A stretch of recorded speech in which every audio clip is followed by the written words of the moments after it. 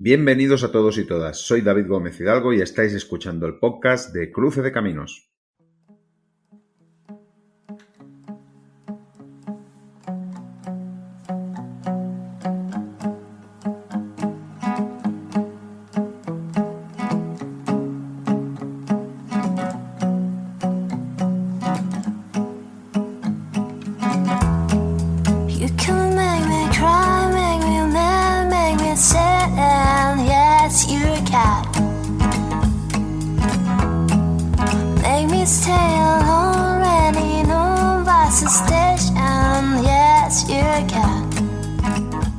El podcast de hoy vuelve a ser un tanto especial como el de hace 15 días.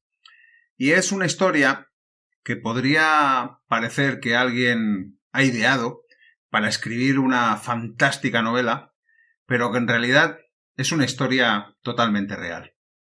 La escuché en la radio hace unos meses y mientras que conducía me apunté el nombre de la protagonista y me dije, quizás algún día le podía dedicar un episodio de Cruce de Caminos. Y es que los podcasts literarios también explican historias reales, como la de Violet Jepson, que es la mujer que el mar no se quiso tragar. Una historia fascinante que os quiero compartir con vosotros en un breve instante. ¡Comenzamos!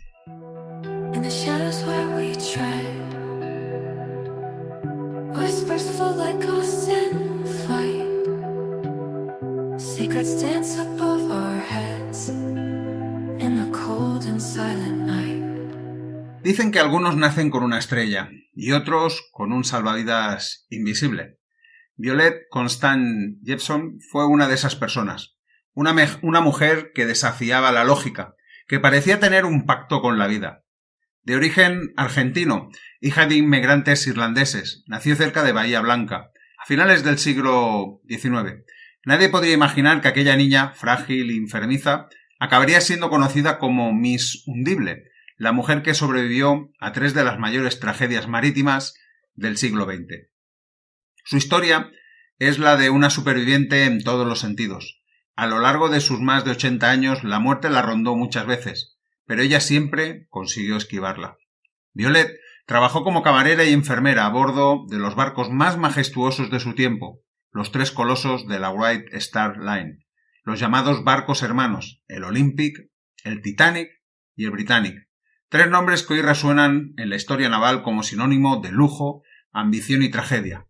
Primero fue el RMS Olympic, que en 1911 chocó con un buque de guerra británico. Violet estaba allí y salió ilesa.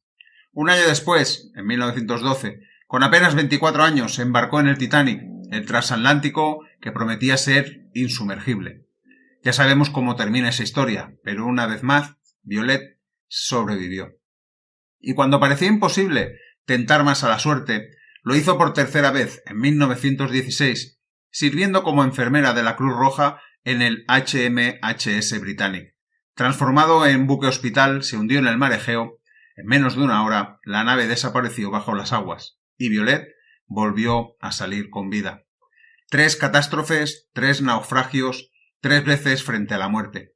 En los próximos minutos te contaré la increíble historia de esta mujer que se ganó un lugar en la historia como la insumergible Violet Jepson, la mujer que desafiaba el destino y que siempre regresaba a la superficie.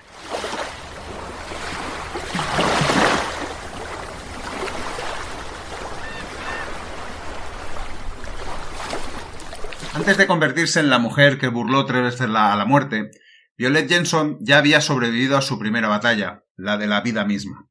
Nació el 2 de octubre de 1887, cerca de Bahía Blanca, en el sur de la provincia de Buenos Aires.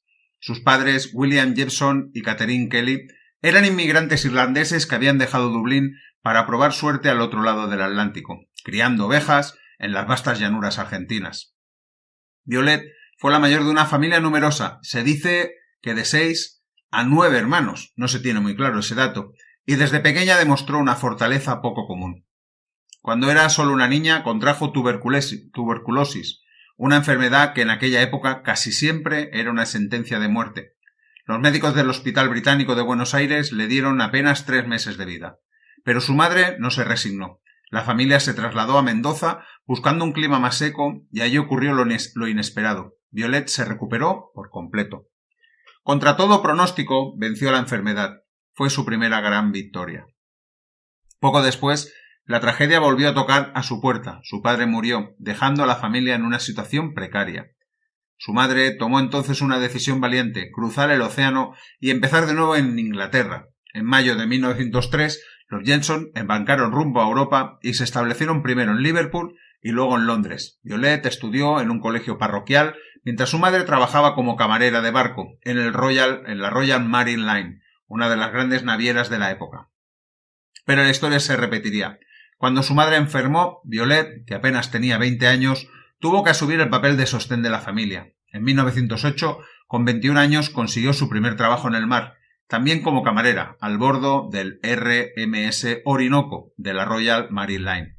Era un trabajo durísimo, jornadas de 17 horas diarias por un salario de apenas 2 libras y 10 chelines al mes, unos 7 euros de los actuales. Con cama y comida incluidas. Bueno, como mínimo eso.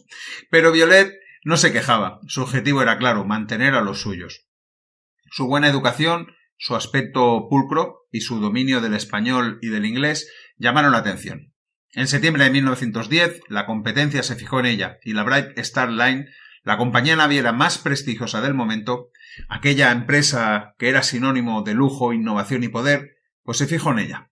Su flota pues representaba la mejor que el hombre podía construir sobre el mar. Violet fue contratada ese mismo año y comenzó a trabajar en el RMS Majestic, uno de los buques más destacados de la compañía. Pero el destino le tenía preparado un escenario mayor. En junio de 1911 fue transferida al RMS Olympic, el barco más grande del mundo en ese momento. Su capitán era Edward John Smith, el mismo que un año después estaría a bordo del Titanic. Las cosas del destino. El Olympic era una joya de la ingeniería, elegante, inmenso, casi idéntico a sus hermanos menores, el Titanic y el Britannic, 3 colosos que la prensa de entonces llamó los barcos hermanos. 3 barcos que nacieron para representar el esplendor de una época y que terminaron compartiendo un destino trágico.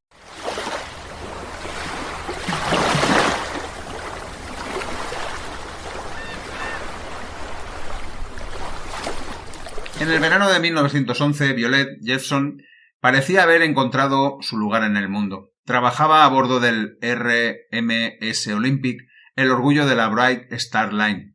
Era un barco colosal, el más grande y lujoso del planeta, recién inaugurado en mayo de ese mismo año. Sus pasillos brillaban como palacios flotantes y para Violet aquel trabajo era un sueño cumplido, la promesa de estabilidad, de aventura y de un futuro mejor. El capitán Edward John Smith, un hombre de porte distinguido y fama impecable, estaba al mando. Nadie lo sabía entonces, pero ese mismo capitán, como os he dicho antes, sería el que después estaría a bordo del Titanic.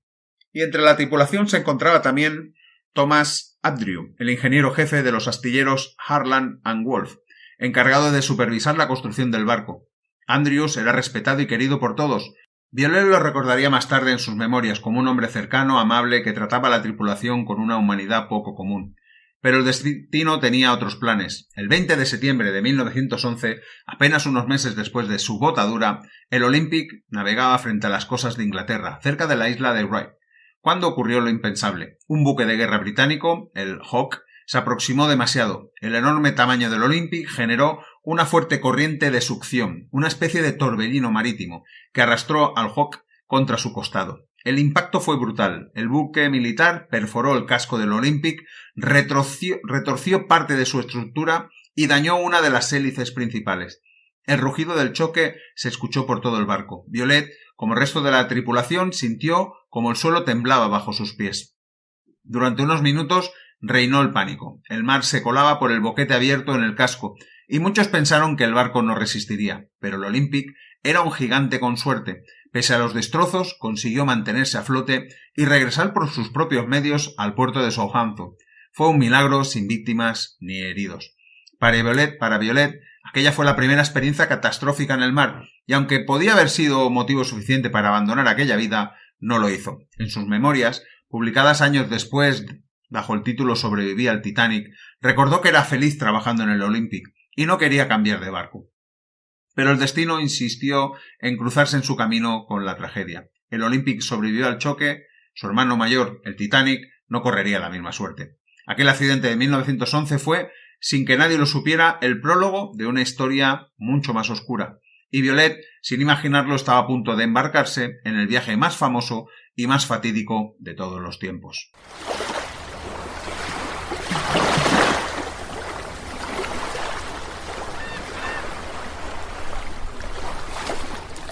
A comienzos de 1912, Violet Jepson vivía una época tranquila a bordo del Olympic. Había pasado el susto del accidente con el Hawk, pero seguía disfrutando de su trabajo. Sin embargo, cuando la Bright Star Line anunció el viaje inaugural de su nuevo gigante, el RMS Titanic, todo el mundo hablaba de él. Era el barco más grande, más lujoso y más moderno jamás construido. Los periódicos lo llamaron el orgullo del Atlántico. En una revista de ingeniería naval, alguien escribió que era prácticamente insumergible. La prensa, fascinada, decidió eliminar el prácticamente y nació la leyenda del barco insumergible. Violet no quería cambiar de buque, pero sus amigos y familiares la convencieron. Le prometieron un sueldo mejor, nuevas oportunidades y la emoción de formar parte de la historia. Tenía 24 años cuando aceptó el puesto de camarera, una de las que apenas 23 mujeres que formaban parte de la tripulación en ese cargo. El 10 de abril de 1912, el Titanic zarpó de Southampton con destino a Nueva York. A bordo viajaban más de 2.200 personas, millonarios, emigrantes, familias enteras y una tripulación orgullosa de servir en el barco más majestuoso del mundo. Violet compartía camarote con otras mujeres del personal. Era un trabajo duro, pero estaba acostumbrada a jornadas largas, habitaciones estrechas y una jerarquía férrea. Aún así, nadie podía hacer presagiar lo que iba a ocurrir. La noche del 14 de abril de 1912, 4 días después de zarpar, el mar estaba en calma, el cielo despejado. Eran las 11:40 de la noche, y un golpe seco sacudió al barco. El Titanic había chocado contra un iceberg, en las frías aguas del Atlántico Norte, a unos 600 kilómetros al sur de Terranova. El hielo abrió una herida mortal en su costado. 5 compartimentos estancos quedaron inundados, más de los que el barco podía soportar. Desde ese instante, el hundimiento fue solo cuestión de tiempo. En sus memorias, publicadas póstumamente, como he dicho antes bajo el título Sobreviví al Titanic, Violet recordó con detalle aquella noche. Contó que recibió la orden de subir a cubierta, donde reinaba una calma inquietante. Muchos pasajeros aún creían que no pasaba nada. Paseaban tranquilos, escribió en sus memorias. A ella, que hablaba español, se le pidió que ayudara a tranquilizar a los pasajeros de tercera clase, muchos de ellos inmigrantes rumbo a América. Pronto comenzó el embarque de los botes salvavidas. Las mujeres y los niños primero, decían. Era lo que se solía hacer y era lo que marca la época navillera. Violet observaba como algunas personas se negaban a separarse de sus seres queridos, sobre todo esposas. Las esposas no querían separarse de sus maridos, aferrándose a ellos hasta el último instante. Uno de los oficiales, viendo que muchos dudaban en subir, ordenó a Violet y a otras camareras abordar el bote salvavidas número 16, para dar ejemplo y mostrar que era seguro.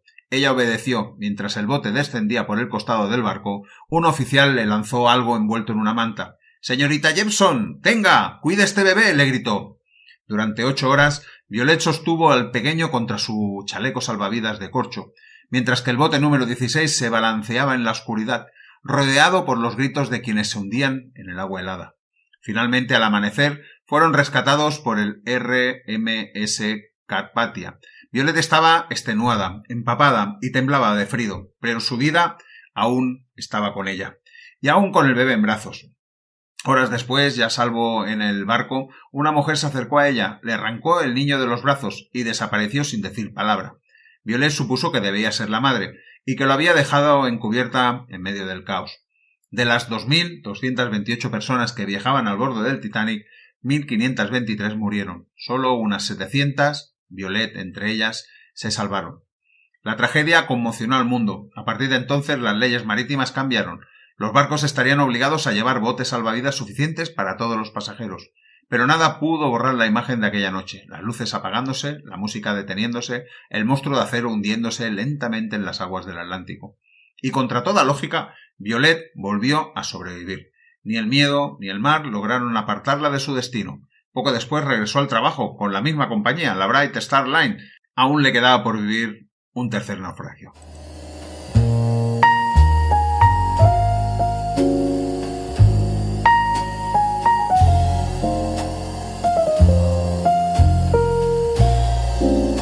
La dramática experiencia del Titanic no logró alejar a Violet del mar. Después de todo, era el único mundo que conocía.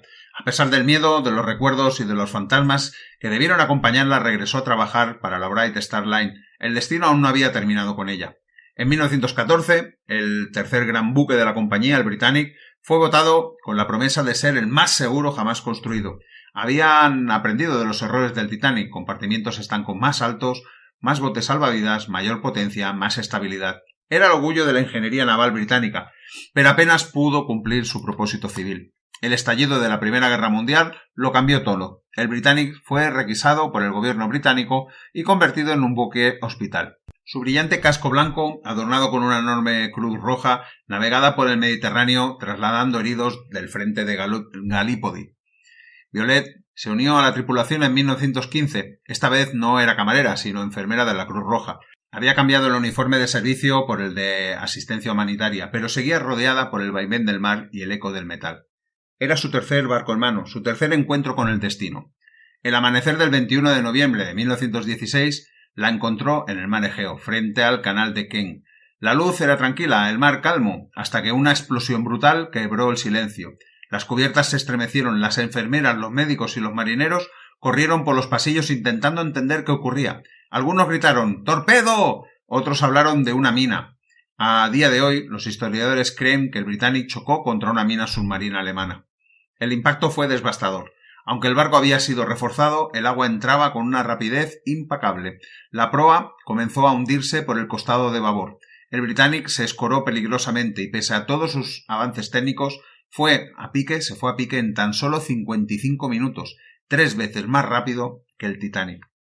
Violet fue enviada a uno de los botes salvavidas, pero la escena que siguió fue caótica. Algunos botes mal liberados fueron absorbidos por las enormes hélices que aún giraban bajo el agua. El suyo fue uno de ellos. En el último instante comprendió que serían destrozados. Violet saltó al mar, sintió el golpe helado del agua y un estallido en la cabeza. Todo se volvió oscuro. Sufrió una fractura de cráneo, aunque no lo supo hasta años después, cuando recobró el sentido. Estaba a salvo. Otro bote le había recogido. Más tarde contaría con su peculiar mezcla de humor y sencillez que la izaron del agua tirando de un cabello castaño, convencida de que su abundante melena había contribuido al rescate. De las 1.066 personas a bordo, solo 30 perdieron la vida. La tragedia no fue mayor gracias a que el barco navegaba hacia el frente y no transportaba heridos. En esta ocasión, a diferencia del Titanic, sí había suficientes botes salvavidas. Años más tarde, en su memoria, Violet evocó con estremecedora claridad el momento final del Britannic. Escribió: bajó un poco la cabeza, luego un poco más abajo y aún más abajo. Toda la maquinaria de cubierta cayó al mar como si fueran juguetes de niño. Luego dio un salto temeroso. La popa se alzó a cientos de pies en el aire hasta el último rugido y desapareció en las profundidades. Su ruido, yéndose a través de las aguas, fue de una violencia inimaginable. Era su tercera vez enfrentándose a la muerte en el mar y también la tercera vez que vencía. Violet, la mujer insumergible, había vuelto a sobrevivir.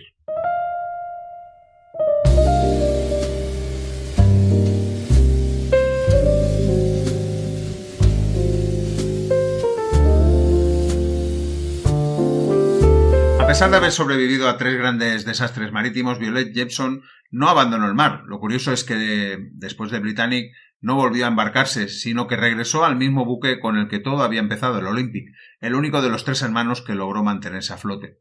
Era como si Violet no pudiera concebir la vida lejos de los océanos. Tras un breve periodo en tierra, en 1917 volvió a la Bright Star Line y retomó su puesto de camarera. El Olympic siguió navegando sin mayores percances, y con él Violet recuperó la calma, o al menos la rutina. En su vida personal, las aguas fueron algo turbulentas. En 1923, con 35 años, se casó con un marinero mercante llamado John James Lewis. Fue un matrimonio breve, apenas unos meses, y nunca tuvieron hijos. Pero Violet no era una mujer de puerto fijo. En 1926 se unió a la red Star Line, donde trabajó a bordo del Benguelán y realizó 5 cruceros alrededor del mundo. En 1935 regresó a la Royal Marine Line, su primera compañía, y allí permaneció hasta el estallido de la Segunda Guerra Mundial. En total, 42 años de vida en el mar, casi medio siglo navegando entre océanos, tormentas y destinos inciertos. Cuando finalmente decidió retirarse, en 1950, Violet vendió su casa de Erlen y se mudó a un pequeño cottage en el pueblo de Great Ashfield, en Suffolk. Allí encontró una paz modesta y terrenal. Se dedicó a cuidar su jardín, rosas, narcisos, tulipanes y a criar gallinas. Vendía los huevos para complementar su pensión. Era una vida sencilla, casi silenciosa, muy lejos de los ecos metálicos de las cubiertas y el rugido del mar. Murió el 5 de mayo de 1971, a los 83 años, víctima de una insuficiencia cardíaca. Paradójicamente, fue el corazón, no el mar, quien finalmente la venció.